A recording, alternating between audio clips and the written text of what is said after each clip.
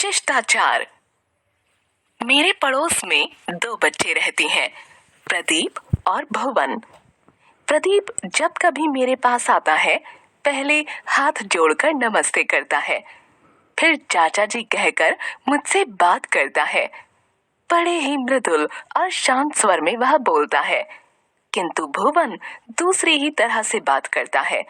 दूर से ही चिल्लाता हुआ आता है, मुन्नी के बाबूजी, आपको मेरे बाबूजी बुला रहे हैं। आसपास सभी लोग प्रदीप की प्रशंसा करते नहीं थकते और भुवन के व्यवहार पर सबको हंसी आ जाती है।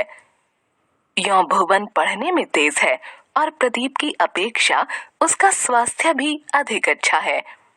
फिर भी लोगों की प्रशंसा का पात्र प्रदीप ही है। इसका कारण है प्रदीप का बोल और व्यवहार, जो लोगों का मन लुभा लेता है।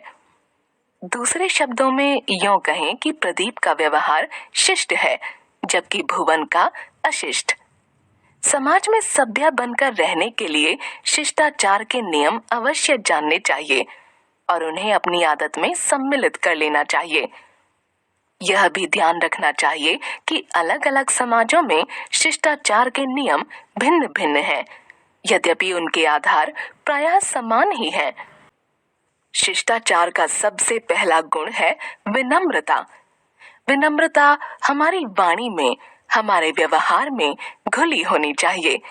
इसलिए किसी बड़े के बुलाने पर हाँ, अच्छा, क्या न कहकर जी हाँ या जी नहीं कहना चाहिए। किसी की बात का उत्तर ऐसे नहीं देना चाहिए कि सुनने वालों को लगे कि डंडा मारा जा रहा है। विनम्रता केवल बड़ों के प्रति नहीं होती, बराबर वालों और अपने से छोटों के प्रति भी नम्रता और स्नेह का भाव होना चाहिए। सभी से बोलते हुए हमारी वाणी में मिठास रहनी चाहिए, कटुता या कर्कशता नहीं। विनम्रता केवल भाषा की वस्तु नहीं, हमारी कर्म में भी विनम्रता होनी चाहिए। अपने यहाँ किसी के आने पर हमें उसका प्रसन्नता से स्वागत और यथोचित सत्कार करना चाहिए। अपने से बड़े व्यक्तियों के बैठ जाने के बाद ही हमें बैठना चाहिए। महिलाओं के प्रति हमारे व्यवहार में और भी विनम्रता होनी आवश्यक है। बस या रेल में किसी महिला को खड़ी देखकर अपनी सीट उन्हें बैठने के लिए दे देना शिष्ट आचरण है। अपने से बड़े व्यक्तियों के समाज में ठहाका लगाकर हंसना या जोर से बोलना अनुचित माना जाता है। इसी प्रकार बड़े लोगों के साथ चलते समय उनके आगे चलने लगना भी अशिष्टता है। हाँ, उनके लिए झट से आगे होकर दरवाजा खोल देना या राह दिखाना शिष्ट व्यवहार है। विनम्रता और दीनता में अंतर है। विनम्र होते हुए भी हम अपने स्वाभिमान की रक्षा कर सकते हैं। विनम्र व्यवहार का अर्थ चापलूसी नहीं है। यदि कभी यह महसूस हो कि जिसके प्रति हम विनीत हैं वह हमारा अपमान कर रहा है अथवा हमें कमजोर, दीनहीन जानकर हमारे प्रति दया की भावना प्रकट कर रहा है, तो उसकी कृपा प्राप्त करने की चेष्टा हमें नहीं करनी चाहिए। शिष्टाचार का दूसरा विशेष गुण है दूसरों की निजी बातों में दखल न देना। हर व्यक्ति का अपना एक निजी जीवन होता है, इसीलिए हमें अकारण किसी से उसका वेतन, उम्र या जाति आदि पूछने से बचना चाहिए। यदि कोई कुछ लिख रहा है तो झांक झांक कर उसे पढ़ने की चेष्टा करना उद्दंडपन कहा जाएगा। किसी के घर या दफ्तर जाने पर उसकी वस्तुओं को बिना पूछे उलटने पलटने लगना अशिष्टता है।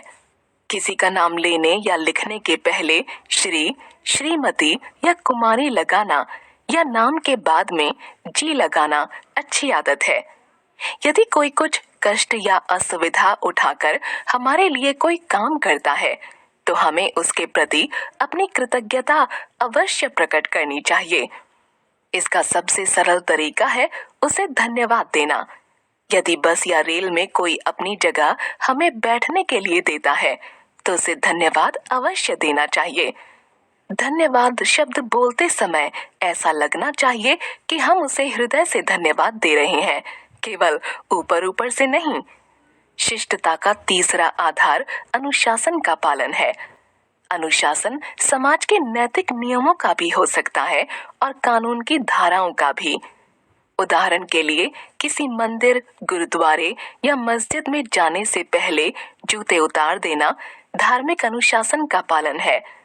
सड़क पर बाईं ओर चलना या जहां जाना मना है वहां न जाना कानून के अनुशासन का पालन है।